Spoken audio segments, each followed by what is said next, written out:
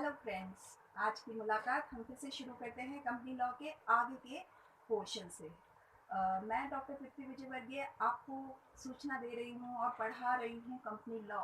कल हमने जो एक वीडियो बनाया था उसमें मैंने आपको कंपनी लॉ के फीचर्स और कंपनी एक्ट के बारे में बताया था। कब शुरू हुआ, कहाँ से शुरू हुआ, 1913 से जो ओरिजिनेट है उससे हमने बात शुरू की थी और किस तरह से 2013 को हम फॉलो कर रहे हैं प्रेजेंट, वहां तक मैंने बातें की थी। उसके आगे मैंने आपको एक केस लॉ भी बताया था, सोलोमन एंड सोलोमन कंपनी का। ठीक है, अब कंपनी लॉ में हम थोड़ा सा आगे बढ़ते हैं। उसकी मैंने आपको लास्ट जो वीडियो था उसमें फीचर्स बताए थे। अगर आपने वो वीडियो मिस किया हो तो आप मेरे चैनल पे जाकर के उस वीडियो को देख सकते हैं। आपको मेरे वीडियो पसंद आते हैं तो मेरे चैनल को सब्सक्राइब जरूर कीजिए और बेल आइकन को जरूर प्रेस कीजिए। अब आगे की क्लास शुरू करते हैं।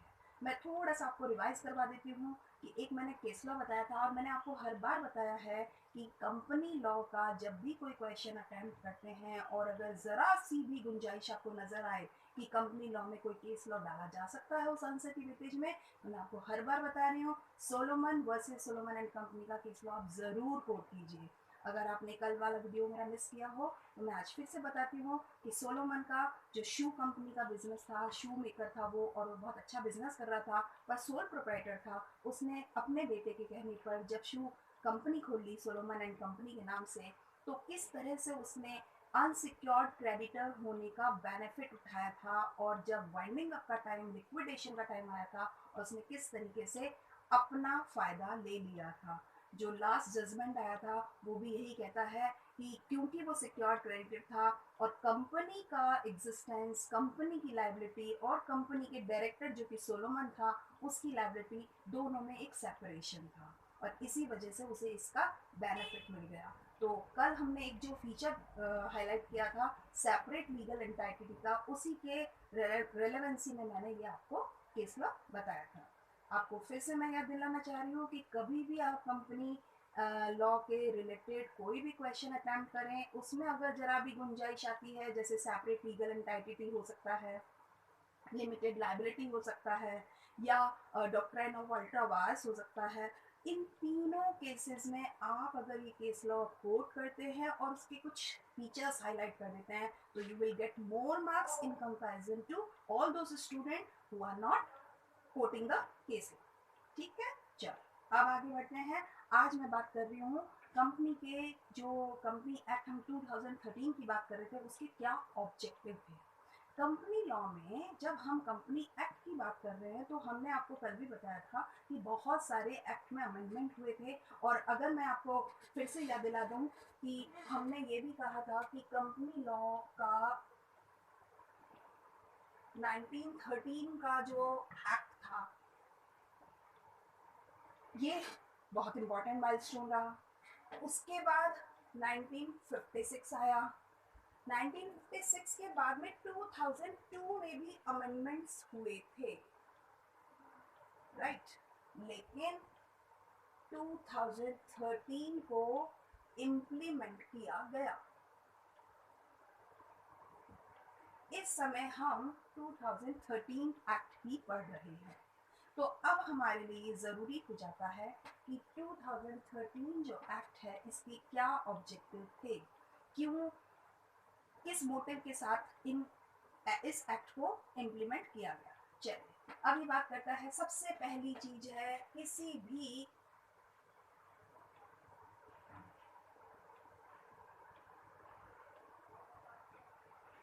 भी एक्ट को जब इम्प्लीमेंट किया जाता है इन कमर्शियल पर्सपेक्टिव, तो मेन फीचर होता है उसका इकोनॉमी।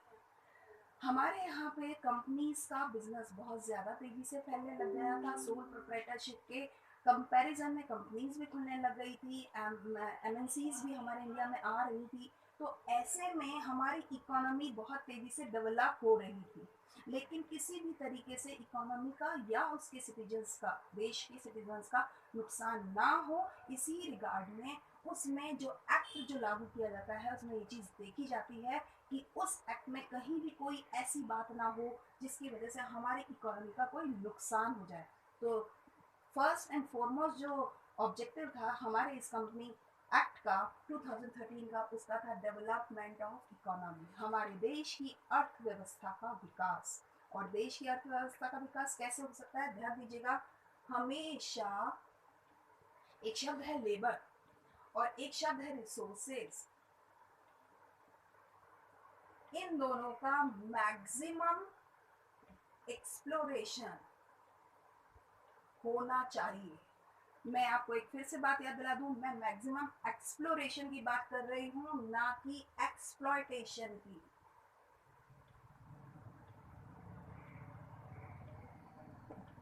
एक्सप्लोरेशन और एक्सप्लॉयटेशन में अंतर है।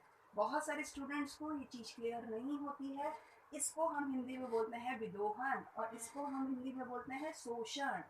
किसी भी अर्थव्यवस्था का अगर विकास करना हो तो इन दोनों फीचर्स का किसी भी हालत में शोषण नहीं होना चाहिए।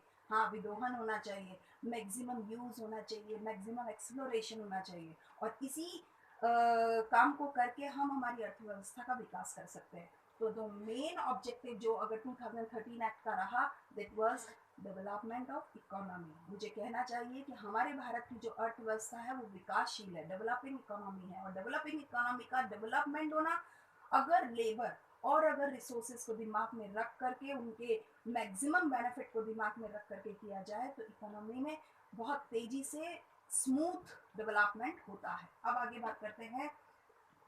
एक होता है ट्रांसपेरेंटी और एक होता है अकाउंटेबिलिटी।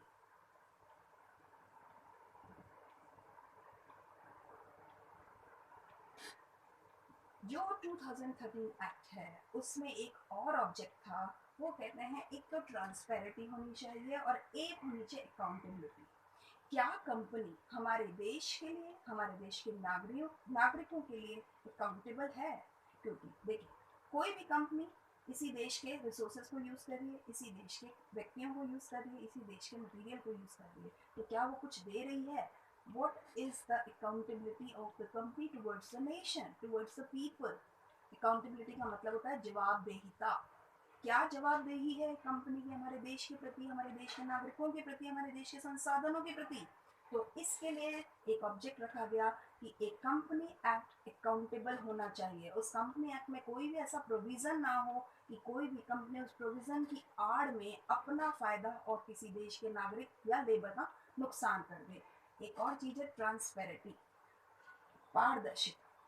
देश के लोगों के लिए, देश के कंपनी के लिए और देश की अर्थव्यवस्था के लिए आपस में पारदर्शिता होनी बहुत जरूरी है। किसी भी हालत में किसी एक व्यक्ति का फायदा और बाकी सबका नुकसान नहीं होना चाहिए। तो एक और ऑब्जेक्ट की मैंने बात करी, वो है ट्रांसपेरेंटी और एक दूसरा है अकाउंटेबिलिटी।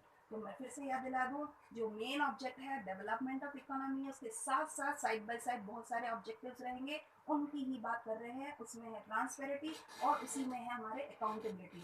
अब आगे की बात करते हैं। अगर हम बात करें, एक शब्द होता है corporate governance, high standards develop करना।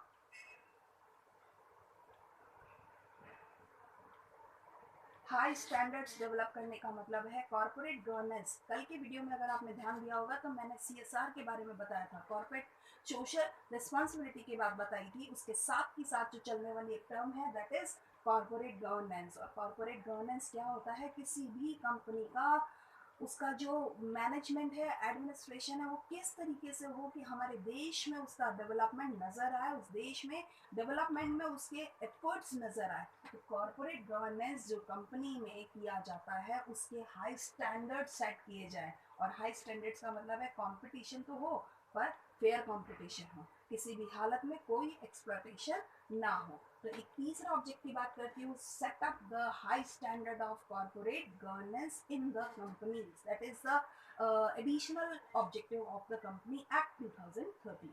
Right, are you getting my point बच्चों? अब आगे की बात करते हैं। ये कहता है एक नया कंसेप्ट और एक नया प्रोसीजर रिकॉग्नाइज करना ताकि कि सभी स्टेक होल्डर्स का बेनिफिट हो। Stake holders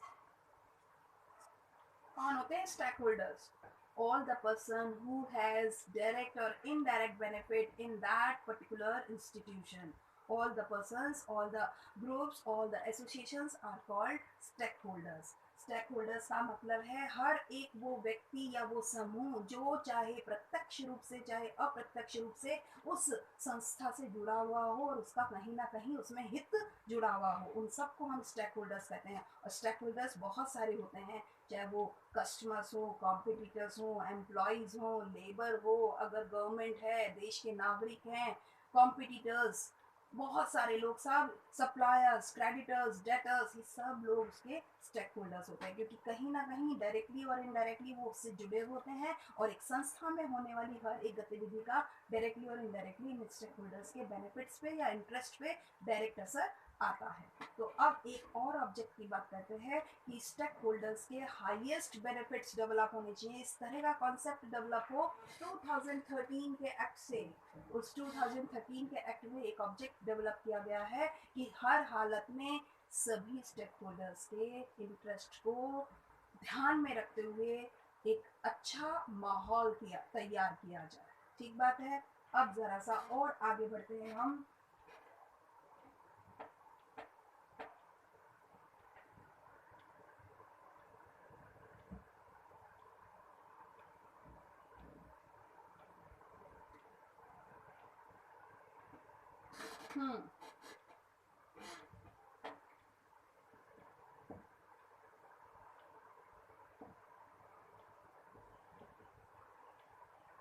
strike on fraud. हमारे देश में हमें पता है बहुत सारे लोग फ्रॉड और स्कैम्स करने के लिए रेडी बैठे हैं, पर 2013 एक्ट का एक ऑब्जेक्ट रख दिया गया है कि कहीं भी कोई भी अगर फ्रॉड होने की कोशिश हो रही हो या फ्रॉड हो रहा हो तो उस पर चोट कर दी जाए, स्ट्राइक किया जाए। ये भी एक ऑब्जेक्ट है ताकि कि लोगों को कहीं भी ये इम्प्रेशन ना मिले कि वो लोग कुछ भी कर सकते हैं।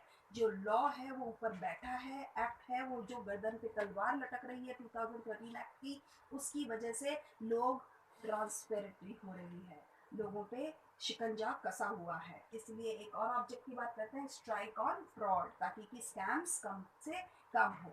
अब आगे की बात करते हैं। वो ये कहता है कि अगर हम बात करें कंपनीज एक्ट का कोई नया कंसेप्ट क्या है, तो ये कहता है एक नया कंसेप्ट आया है।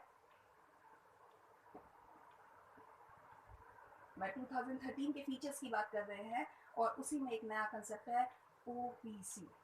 स्टूडेंट्स, आपको जरूर पता होगा क्या होता है।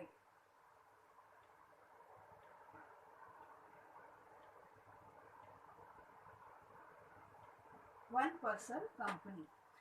ध्यान दीजिए, क्या है वन पर्सन कंपनी? आपने सोल प्रोप्राइटरशिप सुना है? एकल व्यवसाय, एकल स्वामित्व का व्यवसाय। उसमें क्या होता है, एक दुकानदार है, उसने अपनी दुकान चलाई। अगर वो दुकान के काम के सिलसिले में या कोई फैमिली रीजन से अगर शहर से बाहर जाता है, क्या होगा? दुकान को बंद करेगा, उसका बिजनेस नुकसान में आएगा। यानी अगर वो है तो दुकान है, अगर वो नहीं है तो दुकान नहीं है, बिजनेस ठप होता है। अब अगर दुकान में नुकसान हो गया, दुकान बंद करने के कगार पे आ गई, तो दुकान की जितनी भी बाजार की जिम्मेदारियां हैं, उसकी जब उत्तरदायित्व है, वो सारी चीज उसकी खुद की प्रॉपर्टी से भी पूरी की जाएगी। उसका मकान है, उसका कोई और गोल्ड वगैरह है, वो बेच करके अपने बाजार की जो जितने भी कर्जे हैं उनको पूरा करेगा। ये होता है अनलिमिटेड लायबिलिटी। ठीक है। ओपीसी क्या है? हमने आज तक ये पढ़ा था कि कंपनी में किसी भी कंपनी को खोलने के लिए मिनिमम टू मिनिमम अगर नंबर ऑफ मेंबर्स की अगर रिक्वायरमेंट है, तो जो प्राइवेट है उसमें 2 है और जो पब्लिक है उसमें 7 है। ठीक है। कितना है? प्राइवेट में 2 है और पब्लिक में 7 है। लेकिन इन दोनों के अगेंस्ट में बात करते हैं वन पर्सन की। ये कहता है एक वो व्यक्ति जो कंपनी एक्ट के अंडर में एक कंपनी को खोल ले, उसको भी हम एक कंपनी कहेंगे, चाहे उसमें नंबर ऑफ मेंबर एक ही क्यों ना हो। ये नया कॉन्सेप्ट आया था 2013 के एक्ट से। देखिए, हमारे इंडिया में ओपीसी का जो कॉन्सेप्ट है वो अभी पिछले 20 एक सालों से माना। ठीक है। लेकिन हमारे वर्ल्ड में ओपीसी का जो कॉन्सेप्ट है वो बहुत पुराना है, करीबन 35 साल पुराना है। हम लोगों ने इसे नहीं माना था क्योंकि हमारा जो एक्ट है उसमें इस तरह के अमेंडमेंट नहीं थे कि हम एक व्यक्ति की कंपनी को, एक एसोसिएशन को भी हम कंपनी कह पाते। लेकिन 2013 का अमेंडमेंट इसलिए भी बहुत ही रिमार्केबल है क्योंकि इसने ओपीसी को इंट्रोड्यूस किया था। वन पर्सन कंपनी कॉन्सेप्ट को इंट्रोड्यूस किया था। और मैं आपको बता दूं, अगर आपसे कोई बात पूछे कि 2013 की कुछ हाइलाइट्स बताइए तो क्या क्या नई बातें हुई, तो दो बातें आप कहना नहीं भूलिएगा। एक तो ये कि ओपीसी का इंट्रोडक्शन हुआ है, ओपीसी को रिकॉग्नाइजेशन मिल गई है, और एक जो हम कंपनी के फीचर में पढ़ते हैं कॉमन सील, सार्वमुद्रा। पहले पढ़ा करते थे कि कंपनी की एसेट्स में कॉमन सील होती है, वो होनी ही चाहिए, मैंडेटरी होती है, पर अब 2013 एक्ट ने कह दिया it is not mandatory, it is only an optional feature. ठीक बात है, फिर से बताऊंगी, आगे चलेंगे फिर से बताऊंगी कॉमन सील के बारे में। इस समय बात कर रहे हैं ओपीसी की। वन पर्सन कंपनी एक नया कॉन्सेप्ट है जो 2013 एक्ट ने दिया है, और इसने कहा था चाहे प्राइवेट हो चाहे पब्लिक हो, उनमें मिनिमम टू मिनिमम 2 और 7 मेंबर की रिक्वायरमेंट होती है, लेकिन एक ऐसा व्यक्ति जो अकेला है वो भी एक कंपनी खोल सकता है, बशर्ते बशर्ते वो एसोसिएशन ऑफ पर्सन इनकॉर्पोरेट हुआ हो कंपनी एक्ट के अंडर में। बच्चों समझ में आ रही है मेरी बात? फिर से बताती हूँ, एक ऐसा एसोसिएशन जो एक व्यक्ति का है, एक व्यक्ति अगर ऐसी कंपनी खोलता है जो कि कंपनी एक्ट के अंडर में इनकॉर्पोरेट हुई हो, रजिस्टर्ड हुई हो, तो वो कंपनी भी रिकॉग्नाइज्ड कंपनी होगी, लीगल कंपनी होगी। चाहे प्राइवेट में मिनिमम टू मिनिमम 2% चाहिए, लेकिन वो एक व्यक्ति भी एक लीगल कंपनी खोल सकता है क्योंकि उसने कंपनी एक्ट के तहत अपना रजिस्ट्रेशन करवाया होगा, और ये 2013 ने अलाउ किया है, उससे पहले नहीं था अलाउ। ठीक बात है? तो अच्छा, एक चीज और याद रखनी है आपको कि 2013 में जो ओपीसी का इंट्रोडक्शन हुआ है उसे हमने एज अ प्राइवेट एंटिटी माना है, एज अ प्राइवेट एंटरप्राइज माना है, वो पब्लिक नहीं। ये थोड़ा सा आपको ध्यान रखना पड़ेगा, हमने उसे प्राइवेट का रिकॉग्नाइजेशन दिया। आगे बढ़ते हैं। ओपीसी कहता है one person company is a hybrid of sole proprietorship. Hybrid, देखिए वर्ड आया है हाइब्रिड ऑफ सोल प्रोप्राइटर।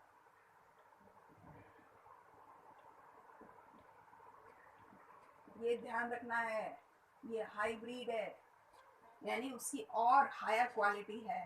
तो मैंने आपको बता दिया क्यों क्यों है इसकी वो हायर क्वालिटी, क्योंकि जो पहले सोल प्रोप्राइटरशिप थी अनलिमिटेड लायबिलिटी थी,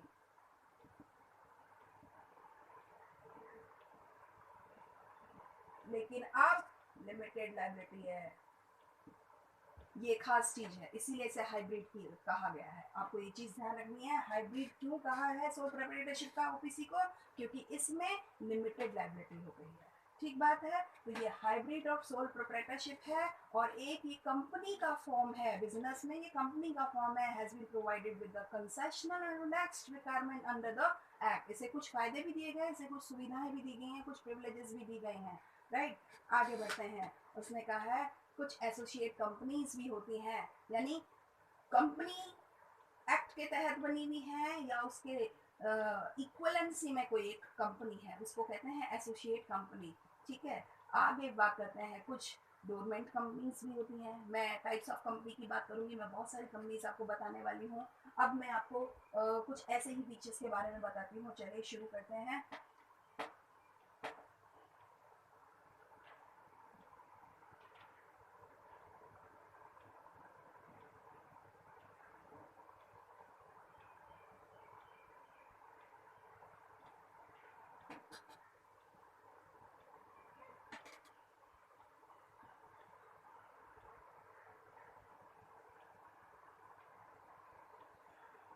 टाइप्स ऑफ कंपनी।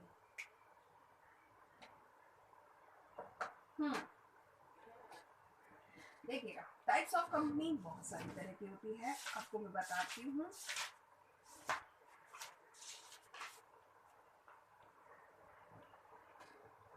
चलिए,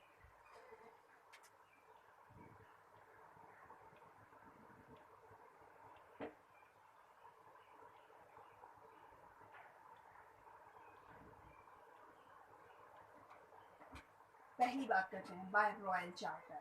अगर रॉयल चार्टर यानी शाही पत्र के द्वारा बनाई गई कोई कंपनी, किसी मोनार्की में, किसी राजतंत्र के द्वारा, किसी लेजेंड पर्सन ने अगर ये कह दिया कि हाँ इस कंपनी, इस एसोसिएशन ऑफ पर्सन को कंपनी का नाम दिया जाता है, तो उसको हम कंपनी मान लेंगे। चाहे वो एक्ट कुछ कहता हो चाहे नहीं कहता हो, उसको कहते हैं जब राजतंत्र ने कह दिया, किसी राजा या महाराजा ने कह दिया, किसी शाही व्यक्ति ने कह दिया, तो ये माना जाएगा कि वो एसोसिएशन ऑफ पर्सन भी एक कंपनी है। इसका एक बेस्ट एग्जांपल है ईस्ट इंडिया कंपनी। ठीक बात है, ईस्ट इंडिया कंपनी। आगे बात करते हैं, अगर पार्लियामेंट्री अप्रूवल मिल जाए तो भी एक एसोसिएशन ऑफ पर्सन कंपनी कहा जाएगा। इसमें कौन सा बेस्ट एग्जांपल होएगा?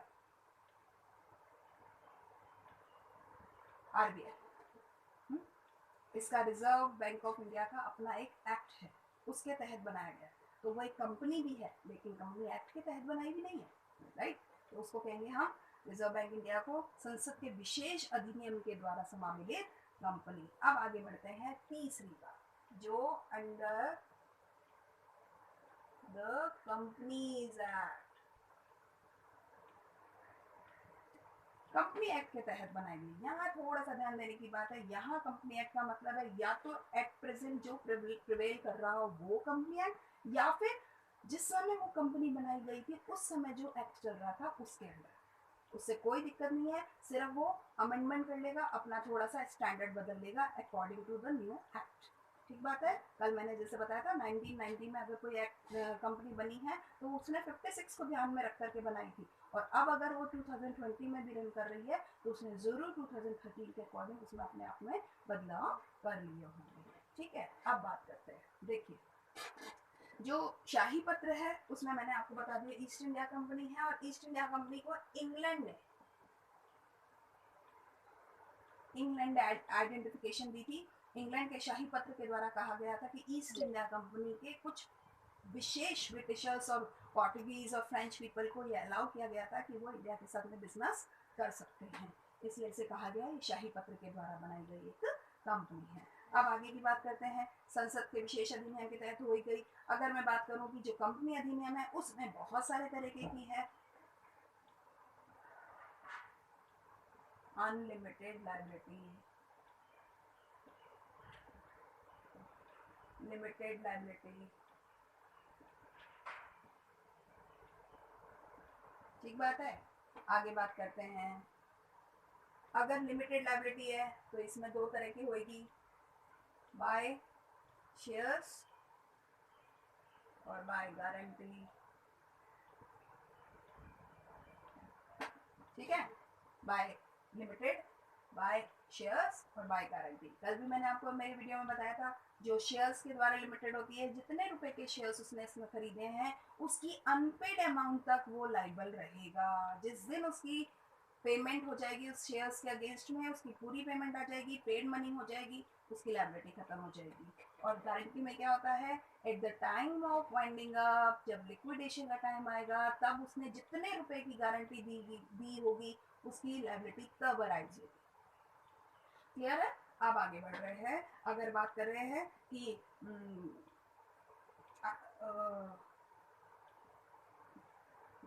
Private company, public, government company. देखिए यहाँ एक थोड़ा सा ध्यान देने की बात है, हम जनरली प्राइवेट और पब्लिक को तो डिफ्रेंशिएट कर लेते हैं, लेकिन अगर किसी स्टूडेंट से ये पूछा जाए या किसी स्टूडेंट को ये कहा जाए कि आप पब्लिक कंपनी और गवर्नमेंट कंपनी एक है, तो मे बी ही और शी इज कंफ्यूज। आपको क्लियर रखना चाहिए अपने दिमाग में कि पब्लिक कंपनी और गवर्नमेंट कंपनी दोनों अलग अलग होती है। ये सरकारी कंपनी है और ये सार्वजनिक कंपनी है, दोनों के हिंदी में भी शब्द अलग है, इंग्लिश में भी शब्द अलग है, और दोनों के मायने भी अलग है। तो पब्लिक कंपनी तो वो जो पब्लिक को इनवाइट करती हो शेयर्स के लिए और उसके पैसे से वो अपना काम कर रही है, और गवर्नमेंट कंपनी वो जो भारत सरकार की कंपनी हो उसको कहते हैं गवर्नमेंट कंपनी। ठीक बात है। तो गवर्नमेंट कंपनी में तो मोर देन 51% उसके शेयर्स होंगे, लेकिन पब्लिक कंपनी में जरूरी नहीं है कि किसी एक व्यक्ति का कुछ पर्सनल स्पेसिफिक शेयर होगा, हो सकता है 100% वो पब्लिक के शेयर्स या पब्लिक के पैसे से बनाई गई और चलाई गई कंपनी। ये थोड़ा सा ध्यान रखना है। पब्लिक कंपनी में हम जनता को इनवाइट करते हैं शेयर्स के लिए और उसके इन्वेस्टमेंट के लिए, जबकि गवर्नमेंट में 51% या उससे ज़्यादा गवर्नमेंट का उसमें भागीदारी का या पार्टिसिपेशन होना चाहिए। ये चीज़ समझ में आ गई। अब आगे बात करती हूँ, मैं आपको बताती हूँ कुछ और कंपनीज। अगर छठी कैटेगरी ले दूँ, अदर कंपनीज, क्या कह रही हूँ, अगर छठी कैटेगरी मैंने दे दी अदर कंपनीज, तो अदर कंपनीज में बहुत सारी तरह की कंपनीज हो जाएंगी, थोड़ा सा ध्यान देने का है। जैसे मैं आपको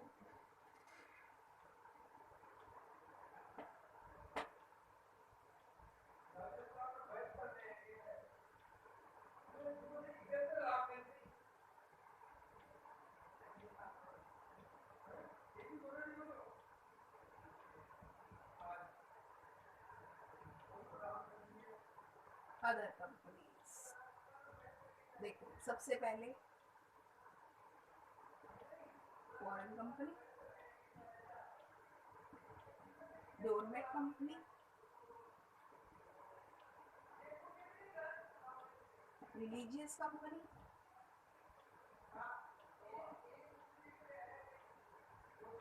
चैरिटी कमेटी वगैरह। ठीक बात है। अब अगर बात करूँ कोई इलीगल एसोसिएशन हो,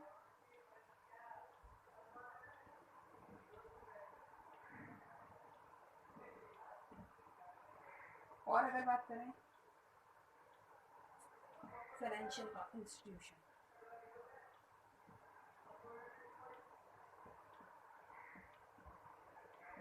तो इसको आपको मैं समझा दूं। फॉरेन कंपनी, हर वो कंपनी जिसका इनकॉर्पोरेशन हमारे देश में नहीं हुआ, वो सब फॉरेन कंपनीज है। क्लियर है? जिस भी कंपनी का रजिस्ट्रेशन हमारे देश की पूरी सीमा के बाहर हुआ है, उसको हमने फॉरेन कंपनी, विदेशी कंपनी कहा है। आगे कहता है डॉर्मेट कंपनी। देखिए, एक ऐसी कंपनी जिसका बिजनेस तो चल रहा है इंडिया में, लेकिन मुद्दा ये है कि वो डॉर्मेट कंपनी इसलिए कही गई है क्योंकि इनकॉर्पोरेशन तो हुआ है इसका, लेकिन इसका बिजनेस रन नहीं कर रहा है। और बिजनेस रन नहीं कर रहा है, इसका ये मतलब है कि वो साइलेंट है, स्लीपिंग मोड में जा चुकी है। रजिस्ट्रेशन उसका है, वाइंडिंग अप नहीं हुई। देखिए, यहाँ पे थोड़ा सा ध्यान देने की बात है, वाइंडिंग अप नहीं हुआ है इसका। एक कंपनी अगर बर्थ लेती है तो उसको कभी नहीं मर नहीं सकती। कंपनी नेवर डाइज, कंपनी केवल बंद होती है। तो अगर कंपनी ने जन्म ले लिया है तो वो बिजनेस रन करेगी या फिर वो बंद होएगी। लेकिन ना तो बिजनेस रन कर रही है, ना ही तो वो बंद हो रही है, ऐसे में उस कंपनी को कहा गया है डोरमेट। राइट? डोरमेट कंपनी यानी निष्क्रिय कंपनी, इसको हिंदी में कहते हैं निष्क्रिय कंपनी। आगे की बात करते हैं रिलीजियस कंपनी जितनी भी होंगी। धार्मिक पॉइंट ऑफ व्यू से जितनी भी कंपनीज बनाई जाती हैं, जितनी भी एसोसिएशंस होती हैं, ज़रूरी नहीं है वो कंपनी एक्ट के तहत बनाई गई हों, मगर उन्हें अगर हमने कंपनी कहा है तो वो अदर कंपनीज में काउंट होती हैं। तो जितनी भी धार्मिक संस्थाओं की जो एसोसिएशंस होती हैं वो इस कैटेगरी में आएंगे। दान के हिसाब से कोई भी अगर कोई कंपनी या कोई एसोसिएशन या कोई इंस्टीट्यूशन बनाया गया होगा, जैसे कैंसर रिलीफ फंड या जैसे अभी कोविड-19 वाला चल रहा है, तो वो जो एक एसोसिएशन बना होगा, एक ग्रुप बना होगा, उसको भी हम कंपनी कह सकते हैं। ऐसी कंपनी अदर कंपनीज की कैटेगरी में आएंगे और उसका आइडेंटिफिकेशन होगा चैरिटी के नाम। राइट? आगे आता है इलीगल एसोसिएशन। देखिए, अभी तक हमने बात करी थी सारी लीगल एसोसिएशन की। कुछ ऐसी भी तो कंपनीज हो सकती है ना जिन्होंने एक्ट को नहीं फॉलो किया हो, या जिसने रूल्स को, रेगुलेशंस को, नॉर्म्स को, प्रोविजंस को, या अपने इंटेंशन उन्होंने बैड रखे हों, कुछ भी हो सकता है। तो ऐसे में अगर वो इलीगल है तो कंपनी तो है ही ना भाई। लीगल कंपनी और इलीगल कंपनी अलग हो सकती है, पर वो कंपनी तो है ही ना। तो बात ये कहते हैं कि इलीगल कंपनी जो है वो एसोसिएशन है जो लीगल नहीं है। जैसे अभी मैंने इसमें फॉरेन में क्या कहा, हर वो कंपनी जिसका रजिस्ट्रेशन इंडिया में नहीं हुआ हो वो सब फॉरेन कंपनी है। बिल्कुल ऐसे ही हर एक वो कंपनी जो लीगल नहीं है वो सब इलीगल कंपनी है। फाइनेंशियल इंस्टीट्यूशन, जितने भी जैसे अपने फाइनेंशियल डेवलपमेंट के लिए, रूरल डेवलपमेंट के लिए कुछ इंस्टीट्यूशंस बनाए गए हैं, कुछ संस्थाएं बनाई गई हैं, उनको हमने कहा है फाइनेंशियल इंस्टीट्यूशन। ये सभी कैटेगरी अदर कंपनीज में आती हैं। ठीक बात है। अब मैं आपको एक बार रिवाइज कर देती हूँ, मैंने आपको क्या क्या बताया। आज मैंने आपको बताया 2013 का जो कॉन्सेप्ट है, उसका मेन ऑब्जेक्ट क्या था, जैसे इकोनॉमिक का डेवलपमेंट करना। मैंने बताया आपको फ्रॉड को रोकना हो, चाहे ओपीसी का नया कॉन्सेप्ट इंट्रोड्यूस करना हो, वो सारे इसके अपने कंपनी एक्ट 2013 के मेन ऑब्जेक्ट्स रहे थे। उसके बाद मैंने आपको ओपीसी का एक छोटा सा इंट्रोडक्शन दिया है। आगे जाकर के मैं आपको ओपीसी डिटेल में पढ़ाने वाली हूँ।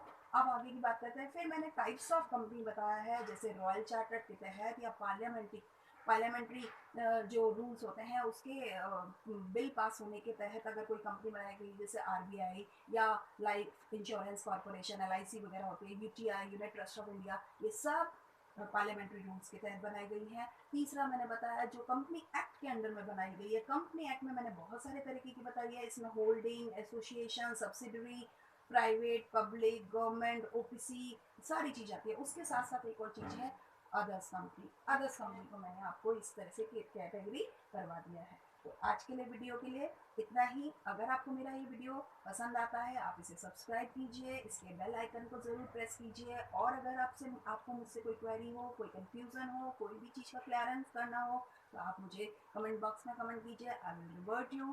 Thank you, thank you, thank you.